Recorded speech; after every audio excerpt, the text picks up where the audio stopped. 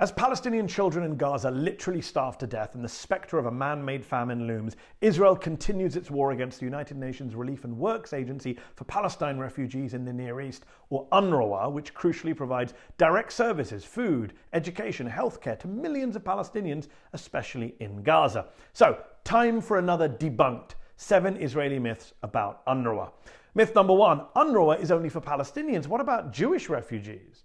Well, actually, UNRWA was established in 1949 by the UN General Assembly, and Israel was one of the countries that voted in favor of it. In fact, in the wake of what Israel calls its War of Independence and what Palestinians call the Nakba, and for the first 2 full years of its existence, UNRWA also provided relief to Jewish refugees from that conflict, up until 1952 when the Israelis decided they would take over that mission. And in 1967, it was the Israelis who occupied the West Bank and Gaza, and then insisted UNRWA stick around to look after the local Palestinian population. Myth number 2, you don't need UNRWA, you could just have the UNHCR, the UN High Commissioner for Refugees, which takes care of all the other refugees in the world. It could take care of Palestinian refugees too. Nope, not true. UNRWA was set up in 1949, and its mandate to deal specifically with 1948 refugees from Palestine comes from the UN General Assembly. The UNHCR was set up a year later in 1950, and its mandate comes from the Refugee Convention, which explicitly said it didn't apply to refugees already receiving assistance from other UN agencies. Also, the UNHCR doesn't do direct services the way UNRWA does.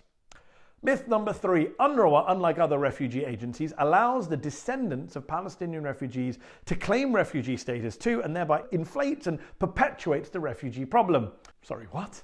Under international law, the children of refugees are also refugees. That's not a Palestinian thing, that's an Afghan thing, that's a Somali thing, that's a Tibetan thing. In fact, UNRWA, unlike the UNHCR, says that only fathers, not mothers, can transfer refugee status to their descendants, thereby excluding a significant amount of Palestinians across the world who would otherwise be able to claim refugee status. Myth number 4, UNRWA textbooks teach anti-Semitic hate to Palestinian kids. Not true. In fact, a Trump State Department report found that 97% of those textbooks contain no anti-Semitic or even anti-Israel bias. 3% is still bad, I know, but it's a tiny minority. Myth number 5, UNRWA is in cahoots with Hamas in Gaza. Actually, Hamas doesn't really like UNRWA, never has. Here's a story from 10 years ago about Hamas being peeved at UNRWA because it was too Western, not in line with conservative Islamic values, and a bit of a competitor with Hamas in terms of providing social services to Gaza's population. In fact, Hamas has been accused of threatening and even trying to assassinate UNRWA staff. Myth number 6, 12 UNRWA employees were involved in the October 7th Hamas attacks on Israel. First off, even if there were 12 UNRWA employees who participated in that barbarism, that's 12 out of 13,000 UNRWA employees in Gaza, less than 0.01% of the total, and yet the US agreed to halt vital humanitarian aid for millions of Palestinians via UNRWA because of that alleged 0.01%. Second, we don't even know if 12 employees were involved. Israel has offered no hard evidence.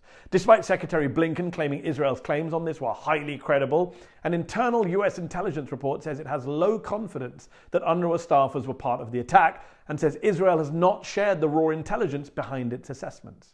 And last week, UNRWA said in an internal report that some of their employees were tortured by the Israelis into making false claims about UNRWA staffers taking part on October the 7th. But that report from UNRWA hasn't had as much coverage as the initial Israeli claims about UNRWA. You'll be shocked to hear. And finally, myth number 7. There is no Israeli plan to deliberately destroy UNRWA. That's just a Palestinian conspiracy theory. Oh really? A Palestinian conspiracy theory, you say?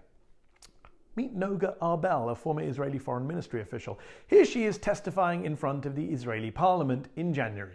האתגר שלנו במלחמה הוא לחסל את האיום ולא להרתיע אותו, ואנחנו יודעים איך לחסל פעילי טרור, קשה לנו יותר עם רעיון. אונר"א זה המקור של רעיון, שאמרה עינת, היא יולדת עוד ועוד טרוריסטים בכל מיני שיטות, ואי אפשר יהיה לנצח את המלחמה אם אנחנו לא נשמיד את אונר"א, וההשמדה הזו חייבת להתחיל מיד.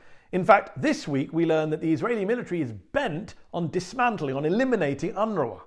So forget the lies, the myths, the propaganda. This is an Israeli war on UNRWA and by extension on the starving people of Gaza. Why on earth is the United States joining in?